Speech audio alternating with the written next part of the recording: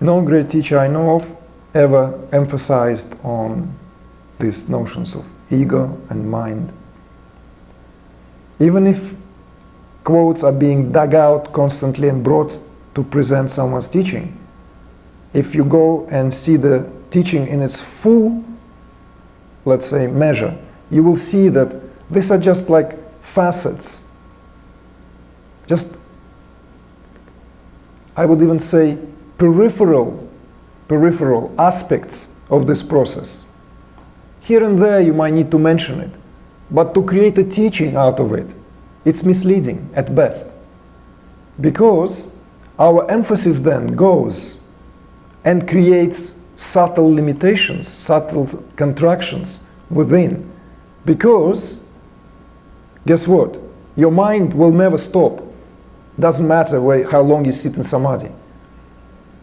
It's misreading of the teaching of Ramana Maharshi to say that the mind, when it sinks into the heart, boom, gone. By mind, something else is being understood here. You become thought-free, but not mind-free.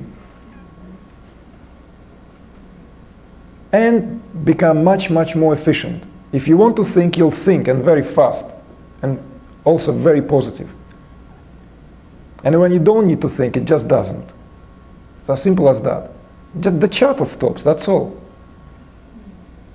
The unnecessary continuous dialogue, stops. But the mind does not die. It's an instrumentality of consciousness. It's sacred. Why should it die? If not for the mind, there will be no self-realization. Swami Muktananda said that. The best and most famous disciple. There's Nityananda under this flag, I guarantee you. There's a picture of Nityananda. Am I right? Igor, under that one is Nityananda. That's Nityananda. Okay. And Swami Nityananda was a great Siddha, and have deep affinity with him. Like as a footnote, these beings, once our process is on its way, and when the transmission and the grace is active, these beings of light are there to prop our process, to safeguard it. Nityananda was one of them. There were few. Some of them I've never seen anywhere, not even pictures. They lived in different times. But these beings of light who completed that process, they're there. They left traces in the subtle. They left traces in that realm. And consciousness works in that way. Not all awakenings are acts of grace, as paradoxical as that may sound. That's my view on that. Not all awakenings are the acts of grace, and this is why awakenings need to be viewed now through a proper approach. That kind of adolescent phase in spirituality in the West, it's over. We are ought to now to create a platform, a ground, where not only spiritual teachings are being fostered and traditions being transmitted and the form is being given, but we need to address it. We should not disregard those who have been or became casualties of that process. Very few people speak about it. You know that actually those people who have undergone profound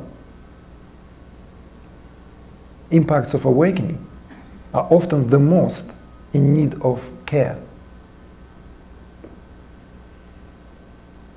And this is another side, because up until we are in that kind of like a healthy, quote-unquote, state psychologically, nothing is threatened there.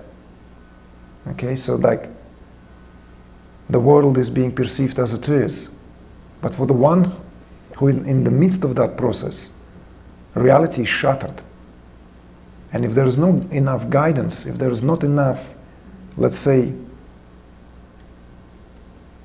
literally, if there's no support of these beings, that process could not necessarily culminate where it should.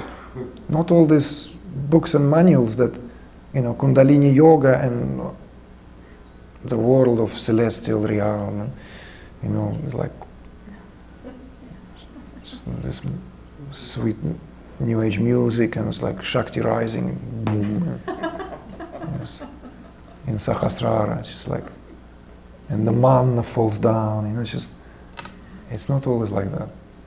Actually, before that, there's a lot of nasty stuff going on, a lot of stuff that we need to face.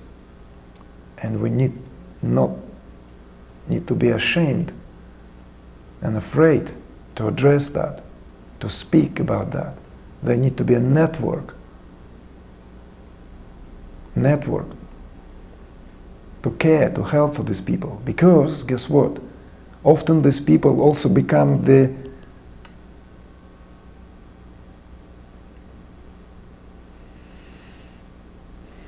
it's a ground where new consciousness can actually rest. If we believe that we are moving to a new paradigm, how can new consciousness take rooting in this world that is rotten? Rotten throughout. All our values are of dying civilization. So these peoples are literally, they are being sacrificed in that process. It's a mass sacrificial process because consciousness, whether we like it or not, likes sacrifices. And I will give you a Upanishadic myth that in order that Prajapati, that primordial being, was all one. But out of that inner whatever that was swelling there, that desire to become many, it sacrificed its wholeness so that the multiplicity can exist and can be experienced. In the same way that sacrifice is being replicated in this very body. This sacrifice is not a kind of like some abstract sacrifice, it's a factual sacrifice. I don't remember who, I think it's Mahatma Gandhi who said that there is no true religion or spirituality without sacrifice. So it's consciousness sacrificing itself in that form, that so that it can take hold. Before these beings will become the pillars which will uphold, they are in a shaky state, but they are vulnerable and yet powerful at the same time. They're vulnerable from the outside. Their power lies precisely in that they are the new power that is being introduced in the world. If we are to believe that there is some kind of mass awakening going on, if we are to believe that consciousness indeed is awakening to itself, and if the planet is awakening to itself.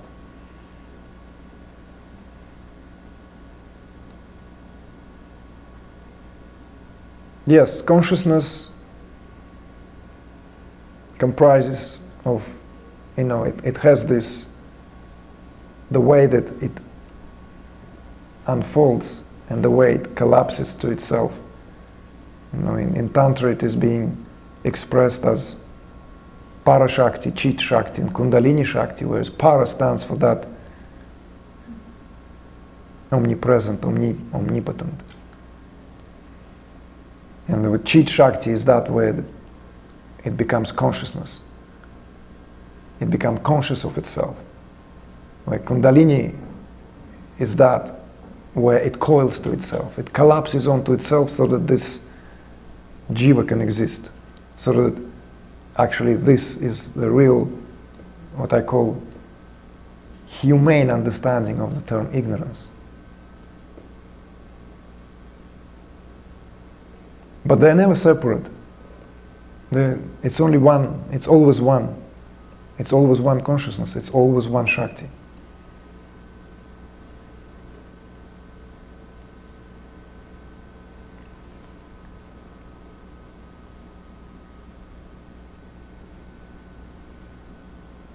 How are we doing with time? Do we have enough time for questions? Yes. Yeah? This is what I want you to speak about. And it's a vast theme. We can carry on for another 2, 3, 4 hours, easily. But this event does not allow that. So obviously it is in that kind of